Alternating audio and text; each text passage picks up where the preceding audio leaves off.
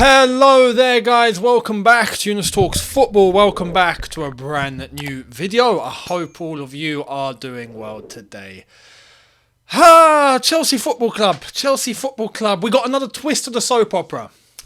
We've got another storyline that's come into play. I mentioned in yesterday's video that Chelsea are literally a soap opera right now. We are operating like a TV show. It doesn't surprise me that Amazon want to get in on this because, trust me, if I was Amazon or Jeff Bezos, I would too. I'd make it a multi-year deal. A multi-year deal. Don't even need to do it just for 1 year. All or nothing. Chelsea Football Club. No. Mate, 3-year deal. Yeah, we're gonna document the next 3 seasons because you just know plots and twists and turns and all sorts happen not just on a season by season basis, not even on a month by month basis, not even on a week by week basis, but at this football club, not even on a day by day basis. Hour by hour, things are changing. Absolutely incredible. And unfortunately, right now, it's taking a turn for the worse. And the news that has come out today has absolutely fried me. It's fried me. It's fried my brain. My brain is somehow still operating. And I don't quite know how. I'm just appreciative that it is. And I'm here to tell you guys what I think. We're going to get right into it because we know the latest has been a 4-man shortlist, right? And 3 of those names were identified, and then there was one mystery man. We didn't know who the one mystery man was, so we'll get to that. Before we dissect everything, I want to let you guys know, don't forget to check out the socials. Links are in the description, as well as my other channel, Younes Talks. New video will be coming up there very soon, so keep your eyes posted for that. Regular content back on there as normal. So enjoy.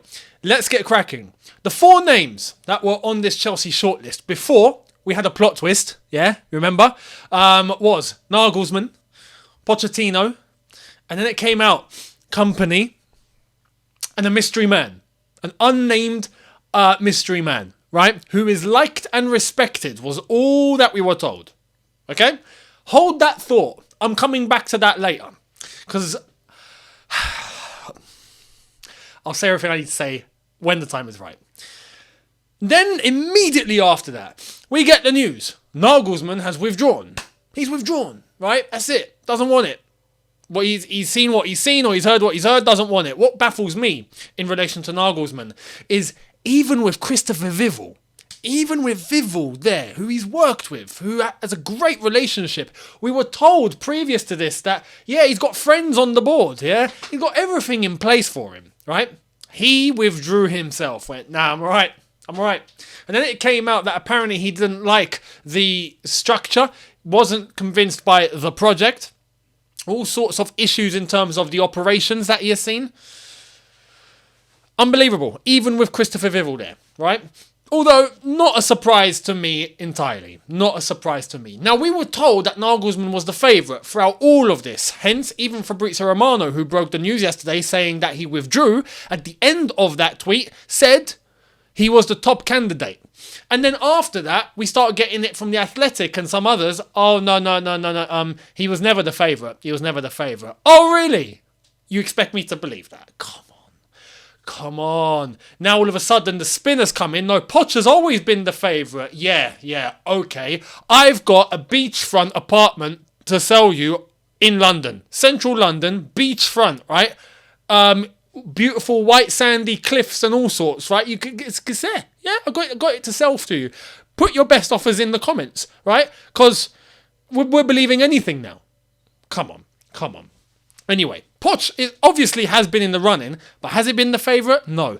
Is he the favourite now? Absolutely. You best believe. And it leads me on to why. He's the favourite now by default. Why is he the favourite by default? Because the other name on the shortlist, Vincent Kompany, who we've already discussed in yesterday's video, God forbid, and again, nothing against Vincent Kompany, but to even entertain that Kompany could be the next Chelsea manager right now after he's had one good season at Burnley in the Championship, that all of a sudden warrants for him to be on the shortlist for the Chelsea manager's job. We're treating this job like it's a job at Waitrose.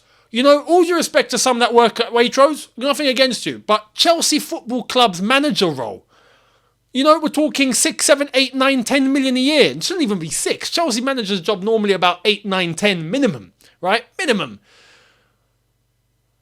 We're talking about Kompany on the list. Unbelievable.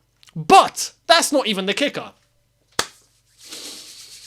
Now it's going to get tasty. Because Mr. Unnamed, right? Mr. We don't know whose name. Mr. The Hidden Identity, right? Coming at us like some sort of psychological thriller, right? Suspense building. Who is this guy? I'm not surprised. Todd Boehly is quite infused with Hollywood. He even owns an award show. So I'm not entirely surprised if we're trying to take it down the route of, we got to build up a suspense here. We got to put a cliffhanger into this. More into the reason and the theory why Chelsea are operating like a soap opera. The name has allegedly now been revealed. And who is it? He's liked and respected. We're expecting someone a bit quite credible here. Someone a bit massive. Who is it? Let me show you. Here it is. Ange Postecoglou is a surprise inclusion on the shortlist of candidates to become Chelsea's next head coach, though the club are leaning towards offering the job to Mauricio Pochettino. This is what we've become. This is what we have become. Ange Postecoglou. Some people in the comments, and you know, like, yeah, is it right to say technically? Like, no. But it tells you. It just tells you where people's heads are, right? People are saying, why are we linked with a Wi-Fi password? I mean, that tells you everything you need to know, right? All due respect, Ange Postecoglou, who is he? 95% of you, I guarantee, don't know who he is. Guarantee, you don't know who he is. I didn't even know who he was in terms of who is actually, I've heard of him. I know he's the Celtic manager. That's all I know. That's all I know. I knew he's a Celtic manager. That's it, right? In terms of when the Celtic job was going, Postecoglou got the job. That's the last I heard of it. That's the last I heard of this geezer, right? Done. Who is he? Well, let's get into it. Let's actually find out. Now, I'm going to show you this very quickly because it relates into who he is and now why I've said Pochettino is the favourite by default. Check this out. Mauricio Pochettino, Vincent Kompany, Ange Postecoglou. Based on the reported Chelsea head coach job shortlist, who would be your pick, Blues? And obviously, Pochettino's winning by a landslide. It's not hard to win that sort of poll, is it? Bloody hell, could get the local, Sunday League manager and he'd have a shout. It's and again, no disrespect. I'm talking to obviously, I'm gonna be kidding because if I don't laugh, I cry. But this is where we are as a football club now. Chelsea Football Club trying to hire for a permanent head coach, a permanent manager, and we've got Pochettino, Kompany, and Postecoglou as the shortlist. I'm sorry, but I can't take this seriously. This is unbelievable. What in the blue hell has happened to this football club? It's actually sad. It's actually sad. Now, this is what I'm saying. Pochettino's got it by default, but if we can just try and dive in to find out who Postecoglou is, right? Postecoglou managed in Australia. He's Australian. He's Greek originally, but he's Australian. He's managed since 1996. He managed South Melbourne. He managed Australia under-20s. He managed our Greek side, Panachalki. He managed Whittlesea Zebras. He managed Brisbane Roar. He managed Melbourne Victory. He managed the Australian national team for 4 years.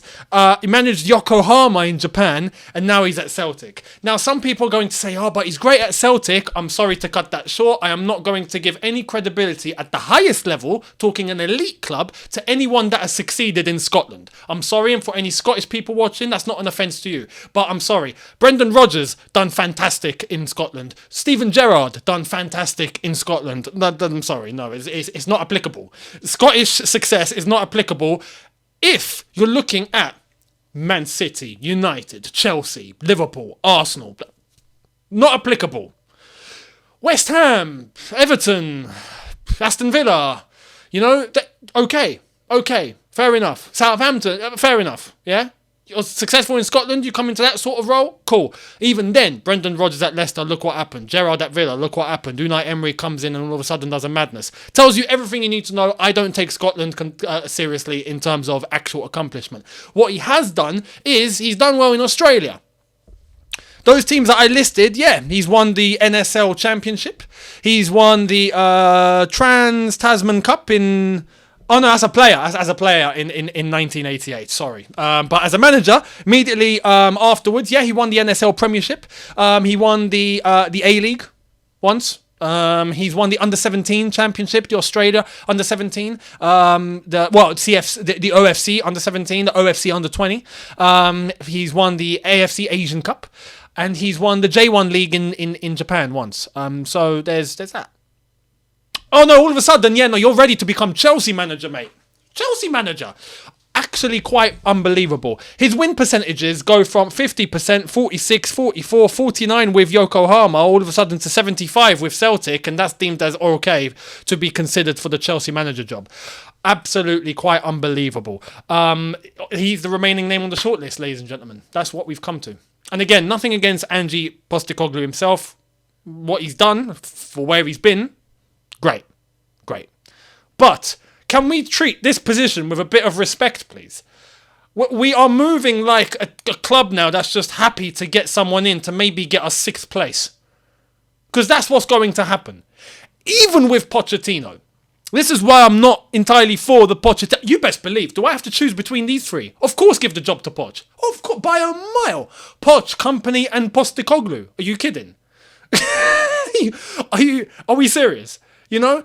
Of course, give it to Poch if it's going to be out of those three, but that's why I think that's the shortlist. I think this is the shortlist because these owners, right, know that the fan base are going to look at this shortlist and go, no, you know what, we'll take Poch. And then all of a sudden, everyone's going to be on board with Poch. Because best believe, if managers were available on a high level, or if we were actually ambitious enough to go and get managers at top clubs right now, or managers that are top at their clubs right now, you'd think people are going to settle for Poch. Hell no. Hell no. 2-3 years ago, even before that, if anyone had said, we're going for Poch is coming to Chelsea, or Chelsea are going for Poch, what was the reaction going to be? You think everyone's going to be on board? You best believe, maybe a minority. But with this shortlist, of course everyone's going to go, no, you know what? Yeah, screw it, we'll take Poch then. No, but I'm sorry. Is Poch actually elite enough? Poch, for me, as I've said yesterday, good manager. And definitely the best out of those three. Good manager, right? But to take us to where we want to be. I'm not looking... This is where I think some fans go wrong as well. Some fans are going, no, you know what? It's okay. You know, if Poch can come in, you know, he'll build a foundation at least. And then if we have to make a change, we can make a change later. Like... I don't want to go down that route of getting someone in just to build a foundation. No. We need to get someone in that's going to do the whole thing. Are you capable of taking us to the top? Cool. You're hired. If you're not, or if we have doubts, sorry. But now all of a sudden, you know, we're going to be okay with, no, we'll just build the foundation and then we'll take it to someone. No, go straight to the guy, go straight to the source. Straight to the guy that's actually going to do the whole thing or who is capable of the whole thing.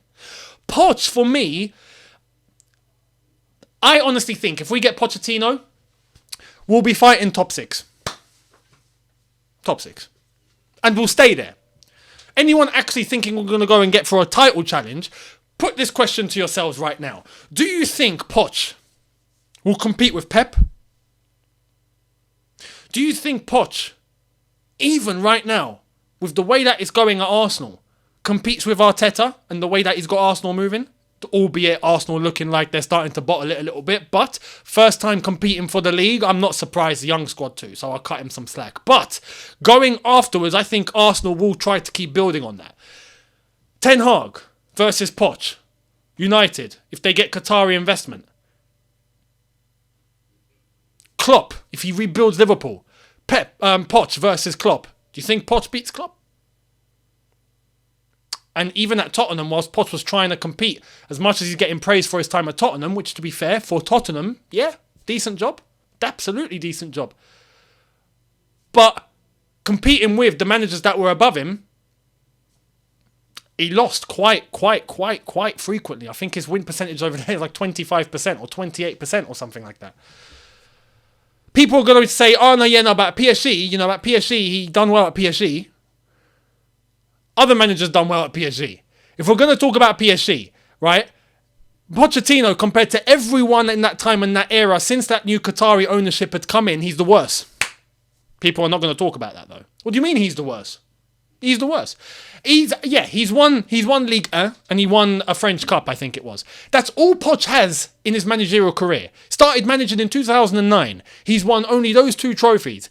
Do you genuinely think that's good enough to be at Chelsea Football Club? As I said, the options right now, have to settle for it, innit? But is he actually caliber in terms of taking Chelsea to the top? Because I'm not looking to get someone in that's just going to get us top 4.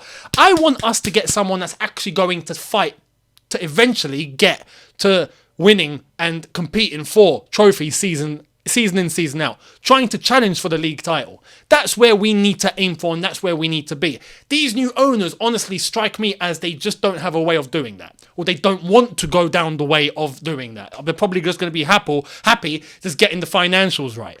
Because that's what it seems right now. I don't want someone to come in and just be okay with getting top 4. Poch, I think, as I've said, will be top 6. Fighting, getting European spot. Challenging for top 4. Do I see us actually going and trying to compete for a league title? I just don't.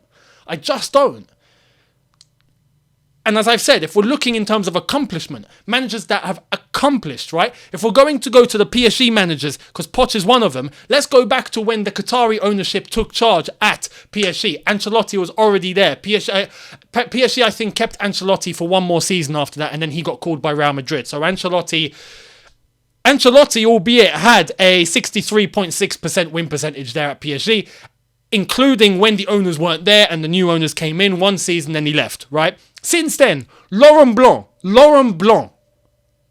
at PSG, 72.8 win percentage. Unai Emery after him, 76.3 win percentage. Thomas Tuchel after him, 74.8% win percentage. Mauricio Pochettino, 65. Galtier, who's in charge now, Christopher Galtier right now, 69.7.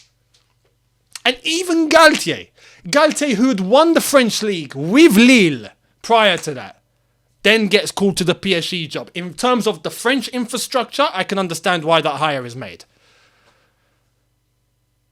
But Poch is going to come to Chelsea and absolutely do bits. No, I think he'll end up doing what he done at Tottenham. I think we will end up reaching the levels that Tottenham did under Poch. He had 5 years at Tottenham.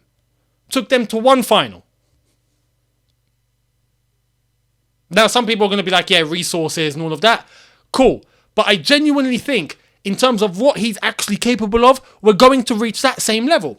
We'll get, top 6, fight for top 4. We'll get top 4, I think. Champions League, and then we'll just stay there. And then we'll probably be content just staying there. I'm not happy just staying there. Right now, yes, I would take it. Going into next season, I would take it. But after that, we need to be going forward. But I need to be sure that we've got someone in that's going to take us to that promised land. And I don't feel it. I just don't feel it. For me, it's just not good enough.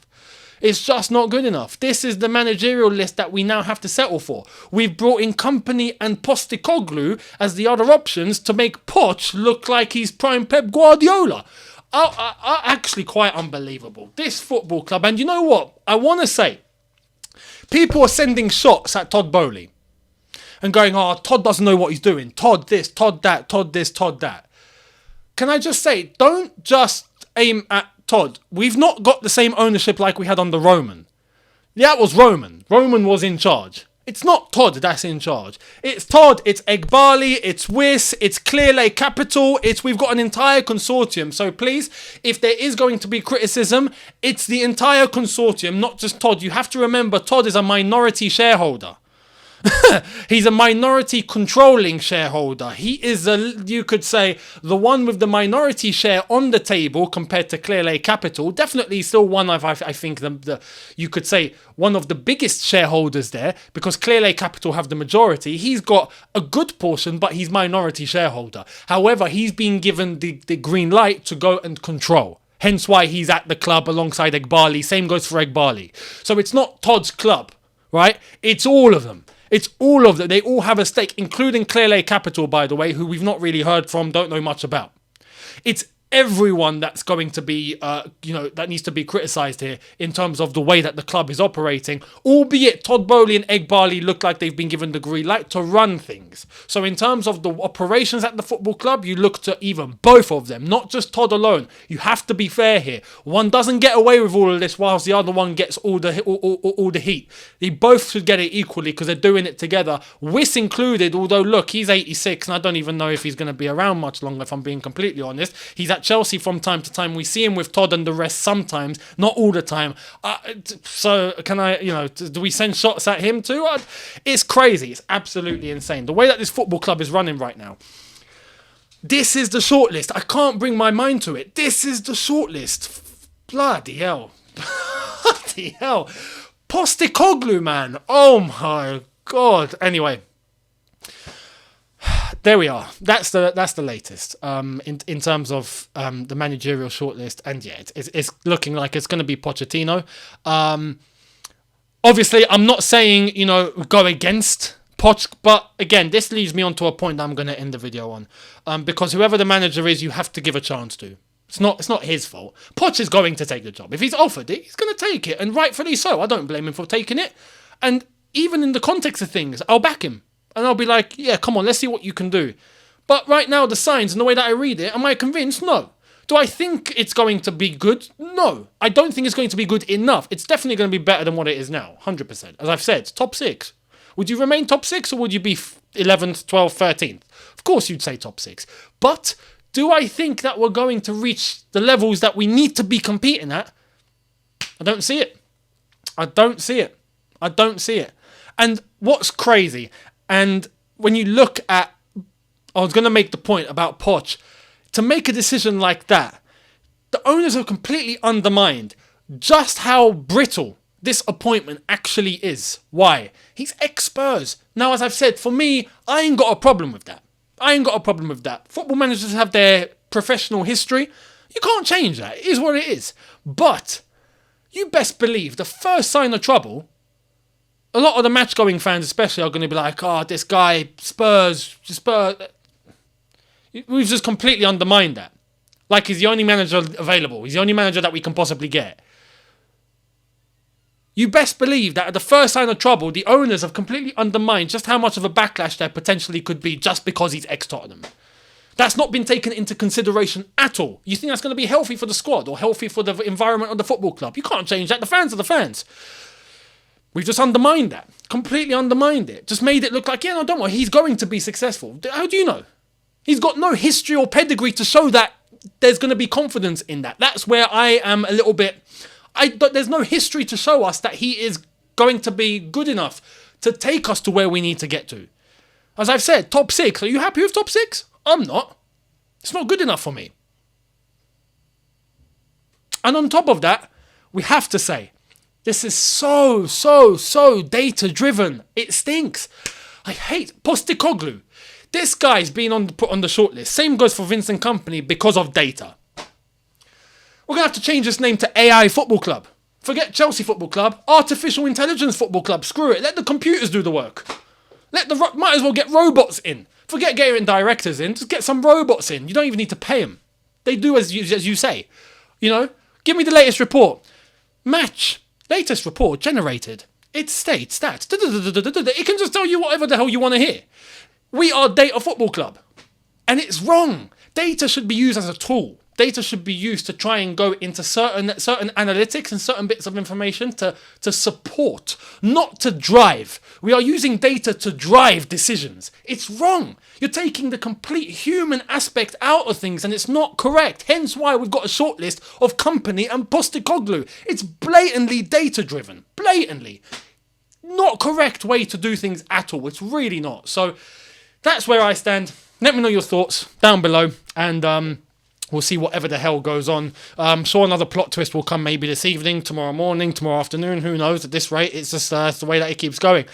God forbid even Poch Withdraws. Oh my God. We actually have to give it to Vincent Kompany in that case, wouldn't we? Unbelievable. Anyway, let me know your thoughts down below. Much appreciated. And I'll give you a brand new video tomorrow. We'll see where this goes, and I'll give you the latest and my thoughts on it. So thank you very much for watching. Let me know your thoughts down below. Much appreciated. And I'll see all of you tomorrow. Hit the subscribe button if you are new. Hit the notification bell to be notified once I've uploaded. Smash the like button if you've enjoyed this. And I will see all of you tomorrow. Have a good one, people. In a bit. Take care. And peace.